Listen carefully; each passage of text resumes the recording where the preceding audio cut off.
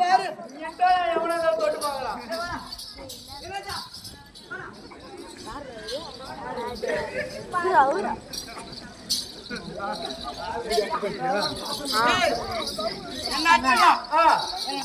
தொட்டு பாடுறா பாடுறா அண்ணனா இருந்தாலும் எந்த பண்ணு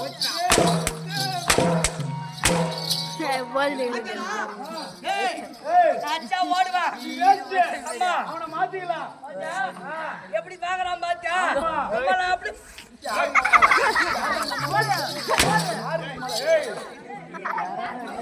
கவலன்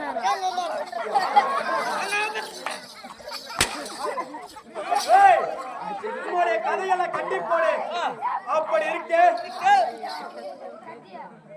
அப்படி இருக்கு 9 நவரத்தின கற்கள் அலங்கரிக்கப்பட்ட மணிமா மோனமானது எப்படி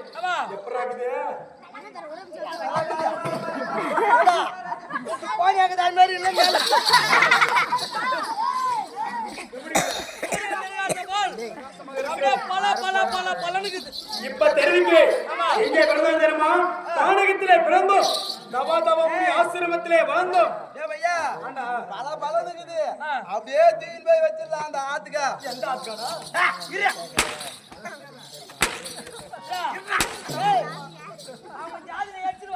யார் ஜாதிலா?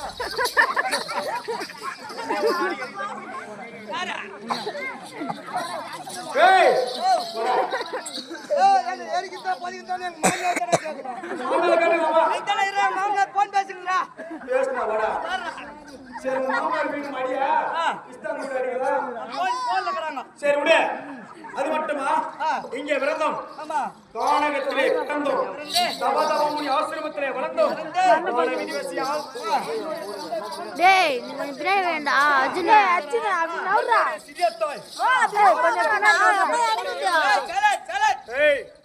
கானகத்திலே தவித்துக் கொண்டிருந்தோம். அப்போது என்னுடைய சிங்கத்தை கௌரவர்களிடம் சேர்த்தார்கள். அப்போது கௌரவர்களும் பாண்டவர்களும் ஒற்றுமையாக இருந்தோம். அப்படி இருக்க ஒரு நாள் ஒரு ராஜ விளையாட்டு ஒன்று விளையாடி கொண்டிருந்தோம். என்ன விளையாட்டு? ராஜ விளையாட்டா? ஆமா. அப்போது அண்ணன் தருமன் இளவரசராகவும் துரியோதனன் சேனாதிபதியாகவும் நானும் துணை சேனாதிபதியாக அமர்ந்து கொண்டு விளையாடி கொண்டிருந்தோம். அப்போது வீதி வழியாக ஒரு மதமிடுத்த யானை வருவது வார்த்தான் காவலன். மன்னர் பெருமானே, வீதி வழியாக ஒரு மதமிடுத்த யானை வருவது என்று கூறினார்.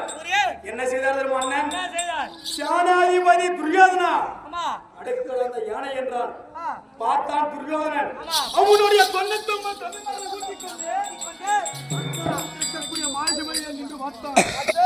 பார்த்தார் அண்ணன்.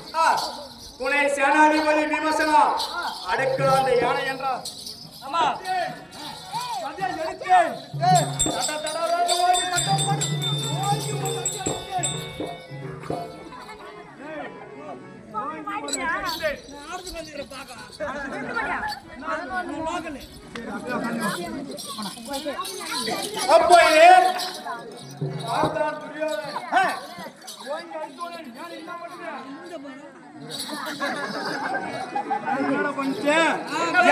யானை இரண்டாக பிளந்தது. நாடி மேலிருந்து துரியோதனன் என்னடா இது, சிறு வயதில் இந்த பீமசனை இவ்வளவு பலப்படுத்தவனாக இருக்கின்றானே, இருக்கின்ற காலத்தில் இவன் என்ன செய்வான் என்று எண்ணம் கொண்ட துரியோதனன் எங்களை கொல்ல என்ன தெரியுமா செய்தான்? முக்கியமா என்ன கொல்ல என்ன தெரியுமா செய்தான்? காவலன்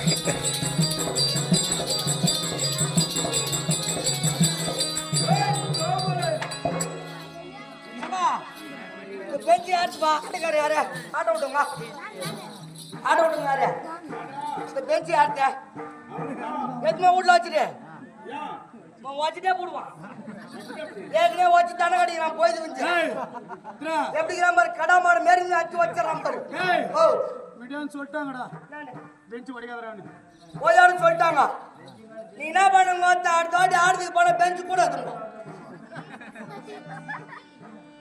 கர்ணா ஏய் கர்ணா பார்த்தா வரானா பாரு சேட்டு காதி பையன்லாம் வச்சுன்னு ஆட்ட ஆரம்பிச்சாங்க மகாராஜா ஏய் நான் மகாராஜா நீ யாரு நான் பரதேசி பரதேசி மொத்த கால வீடு கால விட்டுமா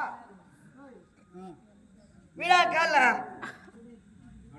நீ என்ன சொன்ன முன்னாடி என்ன சொல்லி அமிச்சா வீடு கட்டிக்கிறா இன்னும் பால் காசுல பரமா திஷ்டி போமான்னு சொன்னலாம் சொல்லியா ஆமா உன் முன்னாடி சொன்னலாம் சொல்லியாடா நான் சொன்னாலும் நீ சொன்னாலன்றடா சரி நம்ம முன்னாடி விடுறா நீ ஓட்ட பிச்சு நான் ஓட்ட பிச்சு போடுறா அட கண்ணாடியா அவன் என்ன கூட்டு போடுறான் கம்முனு நான் ஓட்ட பிச்சு போடுறேன் ஏய் உன் முன்னாடி வரும்போது திஷ்டி போமான்னு சொன்னா பாரு ஆமா ஜகரா மாதிரி உட்காந்து நம்ம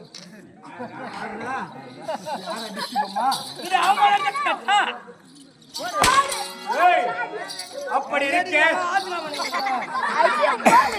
ஏய் கதை கட்டி போடு கதிக்கு வா நடக்கின்ற வடிதான் எச்சமுலை நட்டான் குளிக்கின்ற குணமலையை கூர்வாசி நாட்டினான் உண்ணக்கூடிய உணவுல விஷத்தை கலந்தான் செத்தீங்களா இல்லையா படிக்கின்ற அறைகளில பாம்புகள் விட்டு ஏவினான் மகாராஜா ஆ செத்தீங்களா இல்லையா எப்பரா சாவம் யா என்னுடைய மாமன் ஆ கோவல கண்ணன் ஆ இருக்கும் வரை இருக்கு வரை எந்த ஒரு குறையும் வராது வராது அதோட விட்டானா ஆ. பிறகு என்ன செய்தான் என்ன செய்தான்? ஏ கமலே மகாராஜா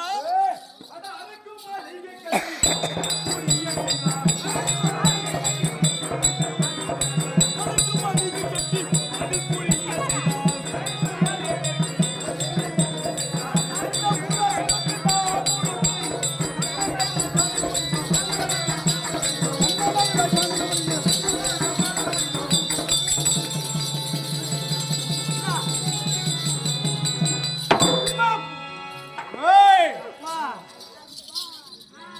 ஏய் ஓ அறுக்குமலை ஒன்று ஏற்படுத்தினார் படுத்து ஐவரை தங்க வைத்தார் தங்க வைத்து நள்ளிரவு நேரத்திலே ஆ அவனுடைய புரோசனை விட்டு ஆ. நாற்புறம் பிரித்து கொளுத்தினான். ஆமா பார்த்தேன் ஆ என்னுடைய அண்ணனும் ஆ தம்பி மார்கழியும் தோல் மீதும் ஆ மார் மீதும் ஆமா தூக்கிக் கொண்டு கொண்டு.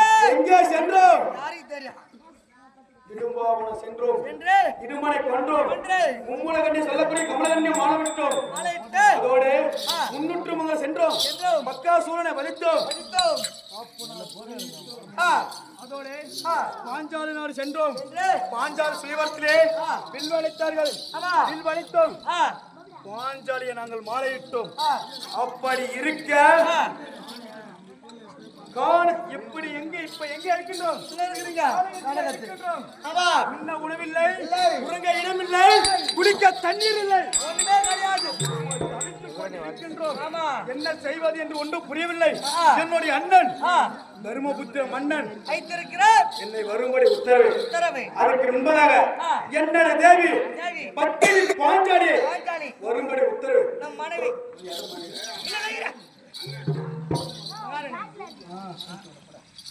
அப்படியே ஆகட்டும்